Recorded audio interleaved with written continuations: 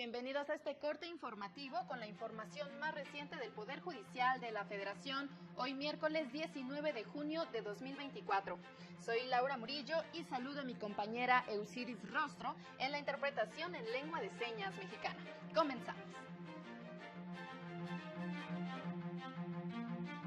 Son discriminatorias y vulneran la dignidad de las personas, normas que prohíben el matrimonio entre personas del mismo sexo, ha establecido la Suprema Corte. Carencias en centro de reclusión violan gravemente derechos humanos de las personas privadas de la libertad. El Consejo de la Judicatura Federal creó calculadora que permitirá agilizar la solución de conflictos en materia laboral. Al resolver una acción de inconstitucionalidad, el Pleno de la Suprema Corte invalidó porciones de los artículos 140 y 148 del Código Civil del Estado de Nuevo León relativas al hombre y la mujer, pues definían al matrimonio como la unión de un hombre con una mujer, excluyendo a las parejas del mismo sexo, lo que vulneraba el derecho a la dignidad humana. La Corte argumentó que este tipo de normas atentan contra la autodeterminación de las personas y contra el derecho al libre desarrollo de la personalidad de cada individuo. Además, de manera implícita, violan el principio de igualdad porque generan un trato diferenciado a parejas homoparentales respecto de las parejas heterosexuales, al excluir de la posibilidad de contraer matrimonio a personas del mismo sexo. La Suprema Corte recordó que un poder judicial autónomo garantiza el respeto a los derechos de todas las personas y todas las autoridades, incluidos los otros poderes, actúen de acuerdo con la Constitución. De ahí la importancia de la autonomía del Poder Judicial Federal, porque permite garantizar el respeto a los derechos de todas las personas, ya que sus sentencias deben ser imparciales y estar basadas en evidencia. Para cumplir la Constitución, el Poder Judicial vigila que todas las autoridades, incluidos los otros poderes, ciñan su actuación al marco legal. Las personas juzgadoras, indicó, argumentan sus resoluciones solo con base en la ley, sin presiones externas o de los otros poderes. En otra información, la primera sala de la Corte determinó que la técnica de investigación de reconocimiento de personas por fotografía puede válidamente practicarse sin la presencia del defensor, porque versa sobre personas que no se encuentran presentes, porque se desconoce su identidad o porque no se encuentran disponibles para su identificación directa. Explicó que de acuerdo con el artículo 20 constitucional y diversas convenciones, una persona imputada en un proceso penal cuenta con diversas prerrogativas, entre las que se encuentra el derecho a contar con una defensa adecuada, el cual, de acuerdo con los criterios de la sala, emerge de manera plena a partir de que en la indagatoria surgen datos objetivos que lo ubican como posible autor o partícipe en un hecho delictivo. Por ello, durante el reconocimiento de personas por fotografía, no se activa la tutela del derecho fundamental a una defensa adecuada, al no tratarse de una diligencia que se realice con la participación directa y activa de una persona a la que se le atribuye el carácter de autor o partícipe de un hecho con apariencia de delito o respecto de a quien pese algún tipo de imputación específica y, en consecuencia, su realización sin la presencia del defensor no transgrede el orden constitucional. La investigadora Elena Azaola manifestó su preocupación por la propuesta de reforma al Poder Judicial que tiene como objetivo principal desmantelarlo y elegir a sus integrantes mediante voto popular. Quiero expresar mi solidaridad y mi preocupación por todo lo que está pasando en este momento y que afecta al Poder Judicial, y pues solo desear que de esto resulte lo mejor que pueda ser y, en fin, eso, mi solidaridad.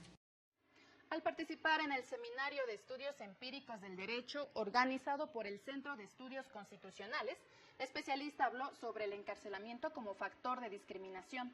Dio a conocer un estudio que realizó recientemente en el Centro Femenil de Reinserción Social de Santa Marta, Acatitla, donde comprobó que las penas que se están imponiendo y las condiciones en las que estas mujeres están son incompatibles con el Estado de Derecho.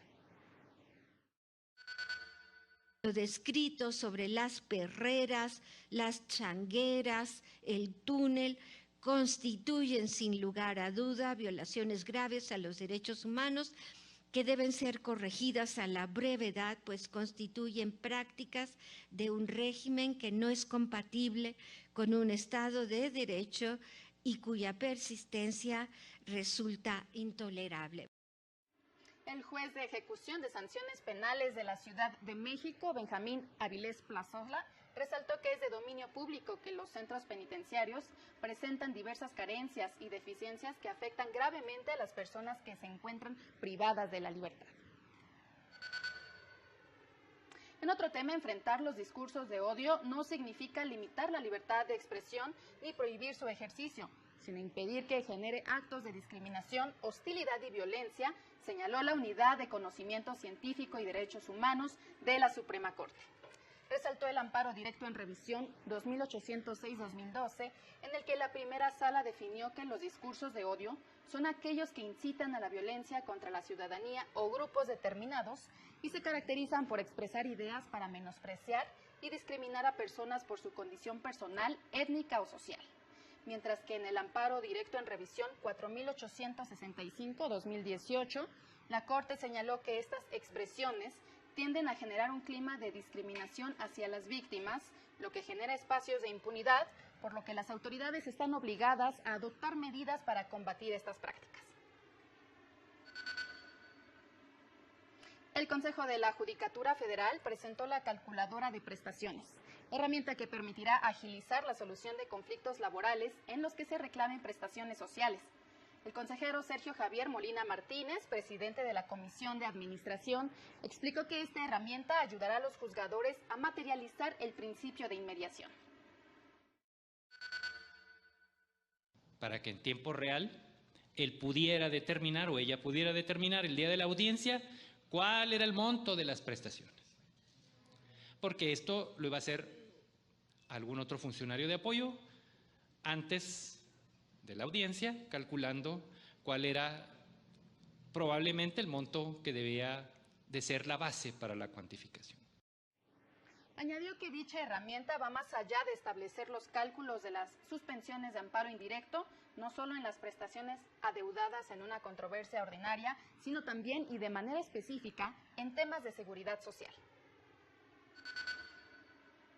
Esta herramienta va a estar activándose al interior del Poder Judicial y pronto, muy pronto, será del dominio común de la ciudadanía, de las y los trabajadores, de las y los miembros de los sindicatos para que puedan hacer una proyección en tiempo real de las prestaciones que posiblemente pueden ser materia de condena.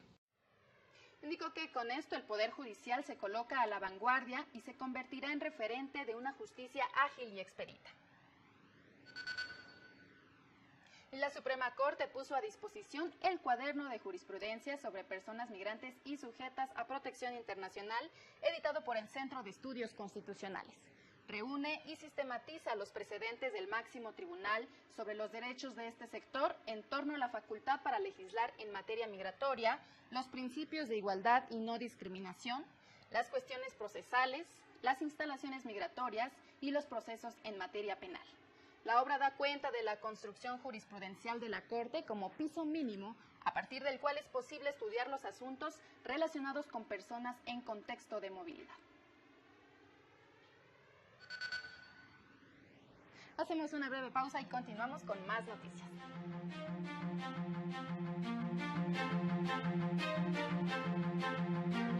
Al regresar, la reforma al Poder Judicial tendría un impacto negativo para el país, pues abriría la puerta a la corrupción y al tráfico de influencias.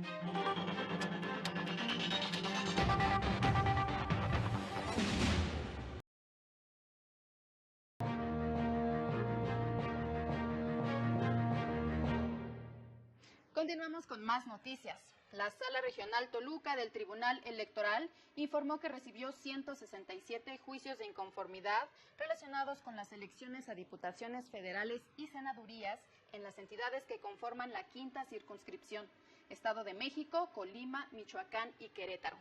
Se trata de 115 impugnaciones a los resultados de las votaciones a diputaciones federales y 52 de las senadurías, que comenzarán a ser resueltas a partir de este miércoles. La mayoría de estas fueron interpuestas en el Estado de México con 111, seguido de Michoacán 33, Querétaro 13 y Colima 10. Los partidos políticos que presentaron el mayor número de recursos son el PRD y el PAN, con 95 y 56 juicios respectivamente. El PRI presentó 11 quejas, mientras que Morena y Movimiento Ciudadano presentaron 2 y el Partido del Trabajo 1. El presidente del Ilustre y Nacional Colegio de Abogados expresó su preocupación por los constantes ataques al Poder Judicial de la Federación y las advertencias de cambio al esquema de selección de ministros y juzgadores. Indicó que frente a este contexto, la abogacía, la judicatura y la democracia enfrentan importantes retos para preservar la división de poderes y el respeto al Estado de Derecho. De personas que ejercerán funciones como jueces de control en los reclusorios federales, magistrados en materia civil, en materia administrativa, penal, laboral, jueces de procesos penales del Tribunal Electoral del Poder Judicial de la Federación, basados en un criterio de popularidad o de simplemente ser recipiendarios del favor político de quienes puedan movilizar a las masas. Se convierte en el mayor reto que hayamos enfrentado en el país desde la Revolución Mexicana. Mencionó que si bien es necesaria una reforma judicial, esta debe considerar a la justicia local. En la Asamblea General Ordinaria del Ilustre y Nacional Colegio de Abogados de México, el presidente del colegio anunció el programa Con todas las de la ley, un proyecto incluyente y principal medio de difusión del pensamiento jurídico de los miembros del colegio, que se transmitirá en Justicia TV a partir de hoy a las 20 horas.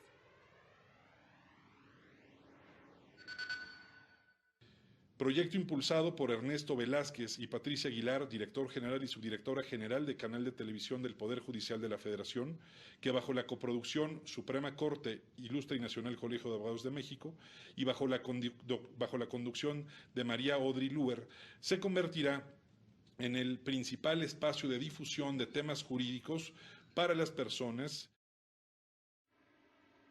En otra información, la organización Impunidad Cero indicó que la propuesta presidencial de reforma al Poder Judicial, que contempla reducir el número de ministros y su duración en el cargo, así como elegir mediante el voto popular a jueces, magistrados y ministros, tendría un impacto negativo para el país. Aseguró que modificar el mecanismo de selección de jueces afectará al Poder Judicial, ya que podría abrir la puerta a la corrupción y tráfico de influencias, dañando la legitimidad e independencia judicial. Además, se alejaría del principio de impartir justicia de manera gratuita, pronta y expedita. Explica que sin duda alguna se requiere una reforma al Poder Judicial con el fin de combatir la impunidad en el país. Sin embargo, el método de selección propuesto pone en riesgo la imparcialidad y no asegura un proceso eficiente ni una justicia abierta. La reforma no aborda las debilidades principales de la impartición de justicia, en cambio, podría agravar la situación al privilegiar un diseño que favorece intereses políticos sobre la eficiencia judicial. Precisa que para reformar al Poder Judicial se requiere un diagnóstico preciso del Estado de Derecho y del desempeño de las instituciones de justicia, ya que una valoración basada en una encuesta realizada de manera apresurada y con intereses políticos puede generar resultados sesgados. Recordó que la mayoría desconoce cómo funciona el Poder Judicial y que es la responsabilidad del Ejecutivo, a través del Ministerio Público y las policías, investigar y perseguir el delito.